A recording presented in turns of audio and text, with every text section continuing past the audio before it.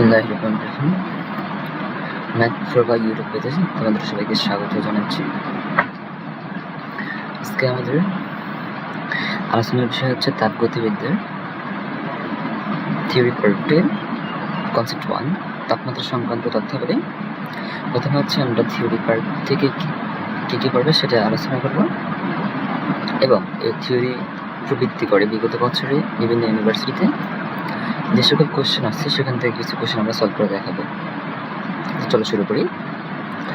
আমাদের প্রথম কোশ্চেনটা হচ্ছে থিওরি পার্টের মধ্যে এই তাপমাত্রা বস্তুর যে তাপীয় অবস্থা, তাপমাত্রা পরিমাপের যন্ত্র থার্মোমিটার, তাপ পরিমাপের যন্ত্র হচ্ছে ক্যালোরিমিটার।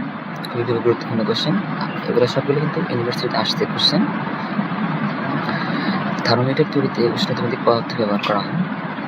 অক্সিজেনের প্রতিবিন্দুর তাপমাত্রা 54.35 কেলভিন এবং পারাদের বেলায় সেটা হচ্ছে 234.315 কেলভিন। তাপমাত্রা তাপগ্রাহকের তাপপ্রবাহের অভিমুখ নির্ধারণ করে, এটা ইউনিভার্সিটি আসছে অলরেডি। প্রতিবিন্দুর তাপমাত্রা 273.16 কেলভিন এবং বাষ্প চাপ হচ্ছে 4.58 মিলিমিটার পার চাপ। এটা খুবই গুরুত্বপূর্ণ, এটা খুবই গুরুত্বপূর্ণ, 100% ইম্পর্টেন্ট। এটা উচ্চতর তাপমাত্রা বিকিরণ পাইরোমিটারে উত্তপ্ত বস্তুর বিকিরণ ধর্ম কাজে লাগিয়ে 500 ডিগ্রি সেলসিয়াস এর উত্তেপ তাপমাত্রা পরিমাপ করা হয়। এখান থেকে কোশ্চেনটা এরকম আসবে যে পাইরোমিটারে কত ডিগ্রি সেলসিয়াসের উত্তেপ তাপমাত্রা পরিমাপ করা হয়, সেটা হচ্ছে কত 500 ডিগ্রি সেলসিয়াস তাপমাত্রা। এখান থেকে পড়বা তাপমাত্রা স্কেল, তাপমাত্রা স্কেলের এই সম্পর্কে সূত্রটা পড়বা, এখান থেকে ম্যাথ আসতে পারে। তারপরে হচ্ছে তাপমাত্রা স্কেলের উপর ভিত্তি করে বিভিন্ন তাপমাত্রা স্কেলের নিম্ন স্থিরবিন্দু এবং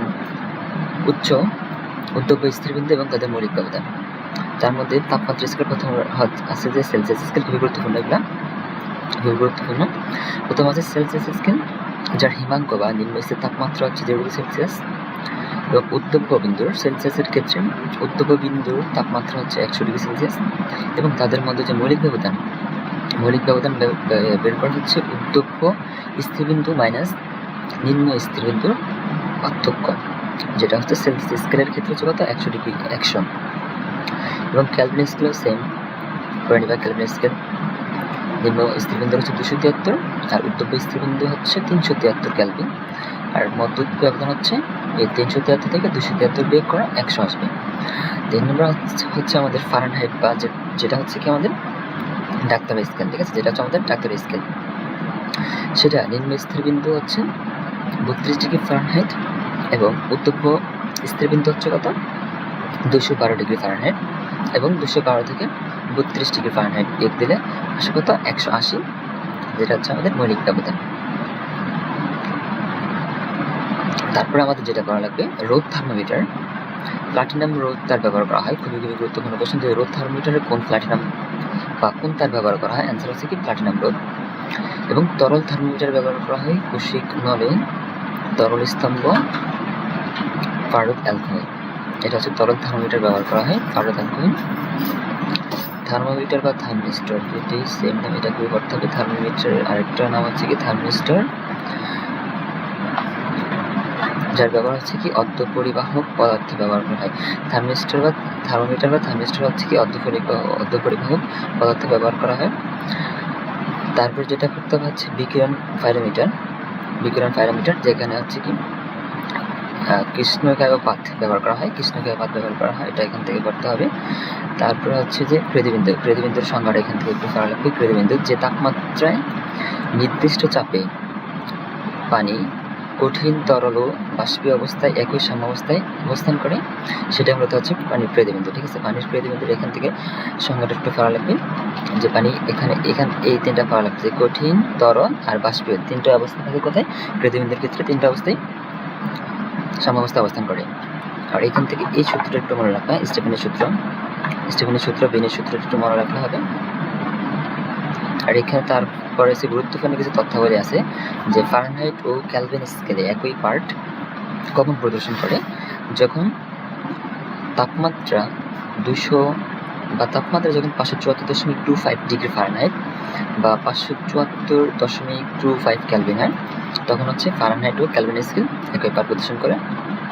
1000% ইম্পর্টেন্ট প্রশ্ন এগুলো। তারপরে আমাদের করতে হবে যে সেন্টিগ্রেড ও ফারেনহাইট স্কেল একই পাঠ প্রদর্শন করে কখন? -40 ডিগ্রি সেলসিয়াস বা -40 ডিগ্রি ফারেনহাইট। খুবই গুরুত্বপূর্ণ দুইটা কোশ্চেন। আরেকটা খুবই গুরুত্বপূর্ণ কোশ্চেন আসছে যেটা সেন্টিগ্রেড ও ফারেনহাইট স্কেল কখনো সমান হবে না। এগুলো সবগুলো মুখস্থ রাখতে হবে আমাদের। তারপর হচ্ছে যে 0 কেলভিন তাপমাত্রায় অর্ধপরিবাহী পদার্থ অন্তরক হিসেবে কাজ করে। এটা আমাদের মনে রাখতে হবে। এটা খুবই গুরুত্বপূর্ণ কোশ্চেন। কি অর্ধপরিবাহী অন্তরক হিসেবে কাজ করে কখন? 0 কেলভিন তাপমাত্রায়। তারপর হচ্ছে যে ফুটন্ত পানি বাষ্পে পরিণত হচ্ছে, এই অবস্থায় পানির আপেক্ষিক তাপ, যেটাকে SW ধরি আমরা, ফুটন্ত অবস্থায় পানির আপেক্ষিক তাপ অসীম হয়। এটা ইউনিভার্সিটিতে অলরেডি আসছে কোশ্চেন, নেক্সট কোশ্চেন এটা। তারপরে পড়া লাগবে যে গ্যাসের অভ্যন্তরীণ শক্তির তাপমাত্রার উপর নির্ভরশীল। খুবই গুরুত্বপূর্ণ কোশ্চেন, গ্যাসের অভ্যন্তরীণ শক্তি তাপমাত্রার উপর নির্ভরশীল। তারপরে হচ্ছে যে মানবদেহের সাধারণ তাপমাত্রা, এটা আমরা সবাই জানি, এটা ফারেনহাইট এবং সেলসিয়াস দুইটাই মনে রাখবে। এটা কক্ষ তাপমাত্রা, যেটা হচ্ছে 25 ডিগ্রি সেলসিয়াস বা 298 কেলভিন, যেটা আমরা জানি, একটু মনে রাখবে, একটু মাথায় রাখতে থাকে। পানির তাপমাত্রা 0 ডিগ্রি সেলসিয়াস থেকে 10 ডিগ্রি সেলসিয়াস উত্তপ্ত করলে পানির আয়তন প্রথমে বাড়ে তারপর কমে। এটা একটু বেসিক কোশ্চেন, বিশেষ করে এটা বেশি এত ইম্পর্টেন্ট না, জাস্ট একটু মনে রাখলাম। তারপরে আমাদের গুরুত্বপূর্ণ কিছু সংজ্ঞা আছে, তার মধ্যে একটা আছে পরিচলন। পরিচলন কি? তাপ পরিবহন প্রক্রিয়া, যেখানে কণার প্রকৃত স্থানান্তরের সাথে তাপ স্থানান্তরিত হয়। ঠিক আছে, প্রকৃত ভর স্থানান্তরের সাথে তাপ স্থানান্তরিত হয়, সেটা হচ্ছে পরিচলন। এখান থেকে আরো কয়টা সংজ্ঞা আমাদের আছে, সেটা হচ্ছে আমরা এক্স কোশ্চেন যখন সলভ করবো তখন সেখান থেকে দেখাবো। এখন আমরা কিছু এক্স কোশ্চেন দেখি।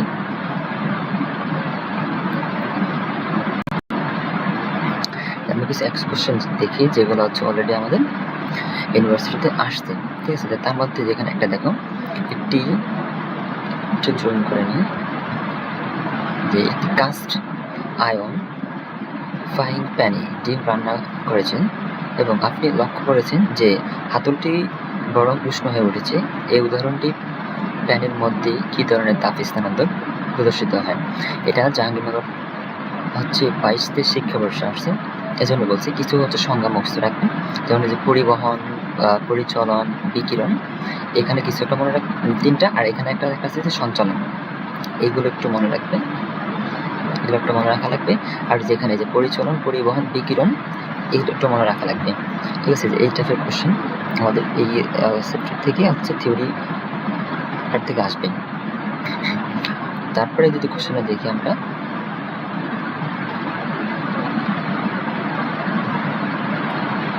তারপরে কোশ্চেনটা আমাদের যেখানে 7 নম্বর কোশ্চেন, যেটা যে কোন যন্ত্রের সাহায্যে তাপ পরিমাপ করা হয়, এটা আমরা অলরেডি পড়ে আসছি যে ক্যালরিমিটার। ঠিক আছে, ক্যালরিমিটার সাহায্যে তাপ পরিমাপ করা হয়।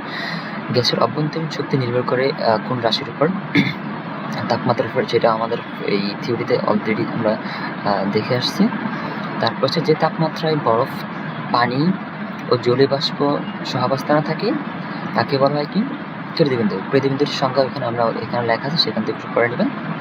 তারপরে এখানে যে বিকিরণ, পরিবহন, আবেশ, যে পরিচলন, বিকিরণ, এই যে বিকিরণ, পরিচলন, এইগুলোর সংজ্ঞাটা একটু মনে রাখলে ভালো হয়, এখান থেকে কোশ্চেন হয়।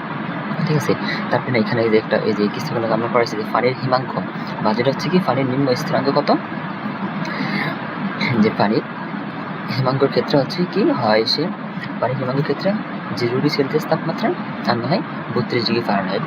সো এটাও আমাদের পড়া লাগবে, এখান থেকে আসে। আর একটা যে ফুটন্ত পানি বাষ্পে পরিণত হচ্ছে, এই অবস্থায় পানির আপেক্ষিক তাপ কীরকম হবে? অসীম হবে, যেটা আমরা অলরেডি দেখে আসছি।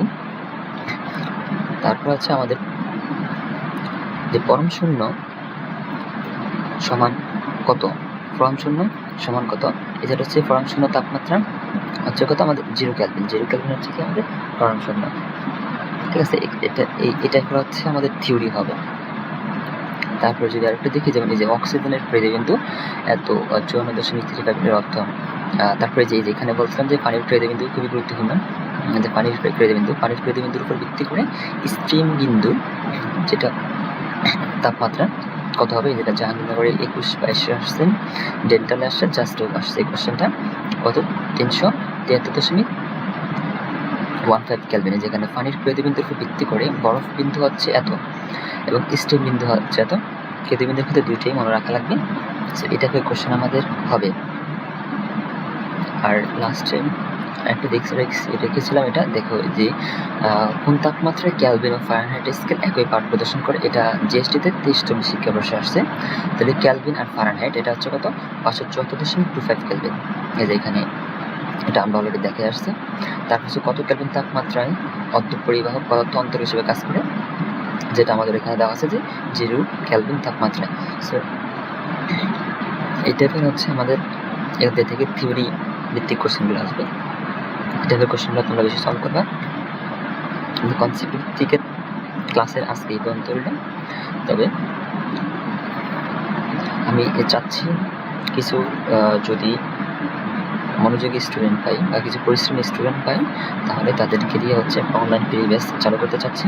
যদি কেউ আগ্রহী থাকো বা অনলাইন ফ্রি ব্যাচ যুক্ত হতে চাও, বিশেষ করে সেকেন্ড টাইম এটা, কারণ আমি নিজে এখন সেকেন্ড টাইমে, সো সেকেন্ড টাইমার হচ্ছে আমার কাছ থেকে ভালো একটা সাপোর্ট পাবে। যদি তোমরা মনে করো যে তোমাদের একটা ব্যাচ চালু করতে পারি বা তোমরা চাও, তাহলে আমি তোমাদের একটা ব্যাচ চালু করবো। ঠিক এভাবে করাবো, আগে বেসিকটা করাবো এবং সেখান থেকে বেসিকের এমসিকিউ দেখাবো, তারপর হচ্ছে গাণিতিক পার্টের কনসেপ্ট ভিত্তিক সূত্র দেখাবো এবং সেই অনুযায়ী আমরা হচ্ছে এমসিকিউ সলভ করাবো। তো এই পর্যন্ত রইল। সবাই সুস্থ থাকবে, ভালো থাকবে, আল্লাহ হাফেজ।